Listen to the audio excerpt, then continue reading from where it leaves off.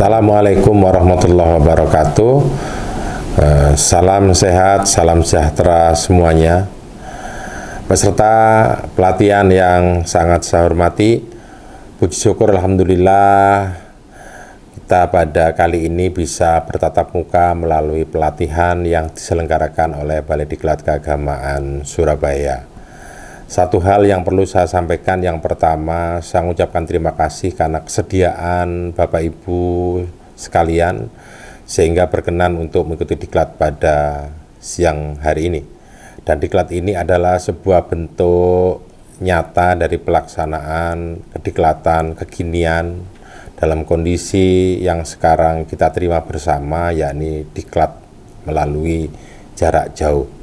Satu hal yang saya sampaikan juga bahwa saya orang yang berharap ketika Bapak Ibu sekalian ikut pelatihan pada kali hari ini, nanti apa yang telah diterima yang kiranya itu berguna untuk sahabat-sahabat kita sesama kolegial yang memiliki tugas hampir sama dengan kita untuk disemaikan sehingga Bapak Ibu sekalian menjadi vibrator, penggetar, penggerak dari pelaksanaan tugas yang harus diemban sebagai abdi sebagaimana Bapak Ibu sekalian.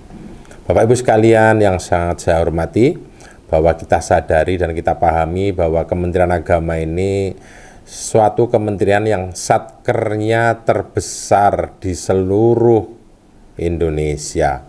Artinya yang diurus Kementerian Agama itu mulai pusat sampai tingkat desa itu ada.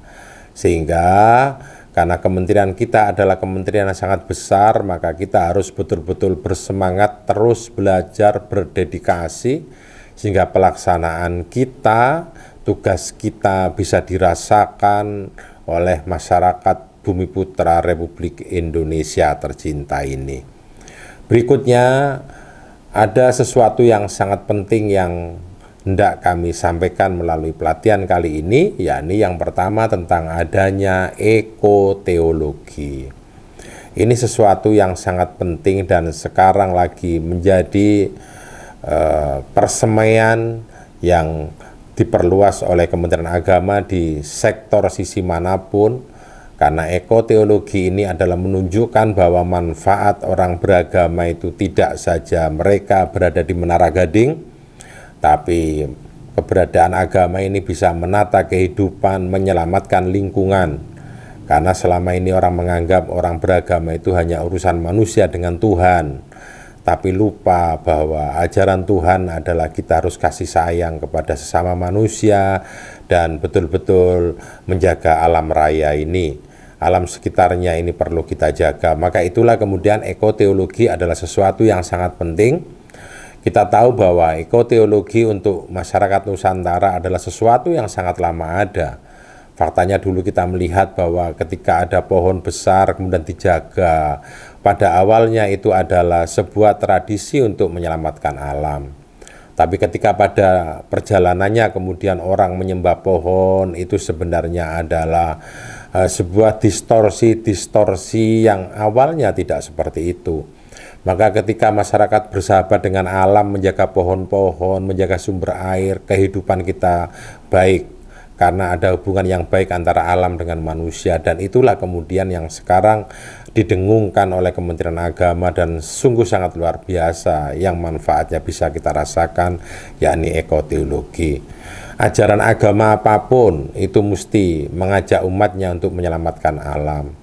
Kita sering mendengar dengan agama kita yang rahmatan lil alamin, bukan rahmatan lil insanin, tapi rahmat untuk semua alam. Dan jagat raya itu ada juga hewan, tumbuhan, dan isi jagat raya ini. Maka kita adalah khalifah, kita adalah person yang ditugaskan untuk menjaga itu. Maka itu yang ada dalam agama Islam dan kita sudah saling paham tentang itu. Kita juga mendengar dengan apa yang disebut dengan trihita karana. Jadi 3 hubungan yang menjadikan karana hidup kita ini baik, yakni mulai dari hubungan kita dengan pencipta kita, kemudian yang kedua hubungan kita dengan sesama ciptaan yakni manusia, dan berikutnya adalah hubungan dengan pelemahan yakni hubungan dengan jagat raya ini.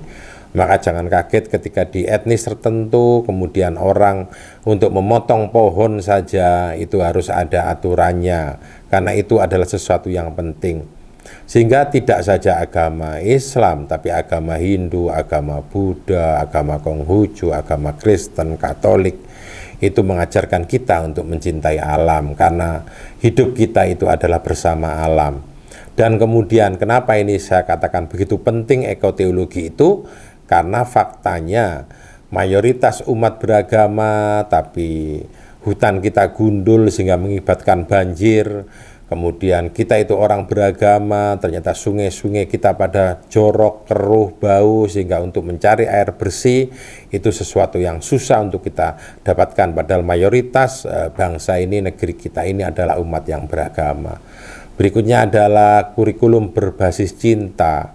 Maka kita sangat hafal yang sering kita dengar bahwa at-thariqatu ahammu minal maddah, bahwa metode itu sangat penting dibandingkan materi, karena sebaik materi apapun ketika metode penyampaiannya tidak baik, maka materi yang sangat baik itu tidak bisa tersampaikan dengan baik.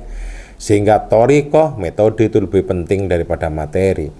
Tapi berikutnya al-mudarrisu ahammu minat thariqah, bahwa seorang pendidik itu lebih penting daripada metode, karena metodenya sebaik apapun dan ada serigid, serinci apapun metode itu, tapi kalau tidak ada gurunya maka metode itu hanya metode saja. Maka ditutup yang ketiga adalah ruhul mudarris ahammu minal mudarris, jiwa keguruan itulah yang lebih penting daripada seorang guru, karena guru sangat banyak, hampir di setiap kelas ada gurunya. Tapi yang dirindukan untuk mencapai keberhasilan adalah jiwa keguruan itu, bukan hanya person gurunya saja.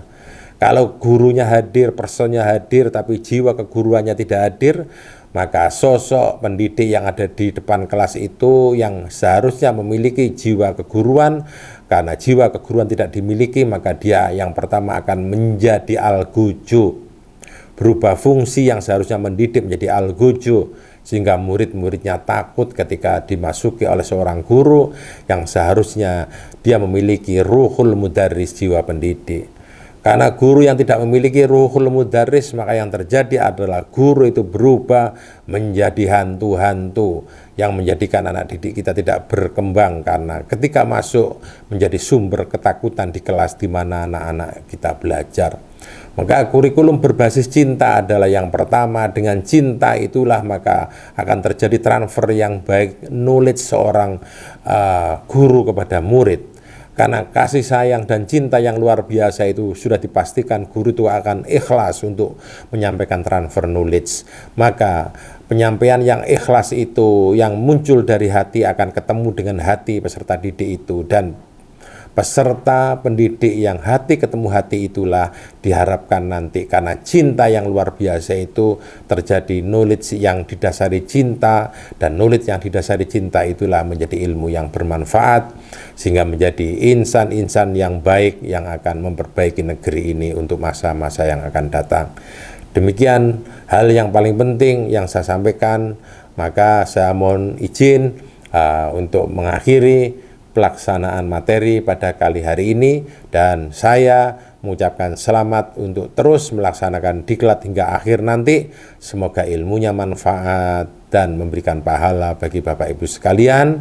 Dan kalaupun Bapak Ibu sekalian belum merasakan apa yang dirasakan dari apa hal positif yang dilakukan pada kali hari ini, yakinlah bahwa anak keturunan Bapak Ibu sekalian akan ditata oleh Tuhan yang Maha Kuasa, Allah Subhanahu wa Ta'ala. Demikian, terima kasih. Ihdinas siratal mustaqim. Assalamualaikum warahmatullahi wabarakatuh.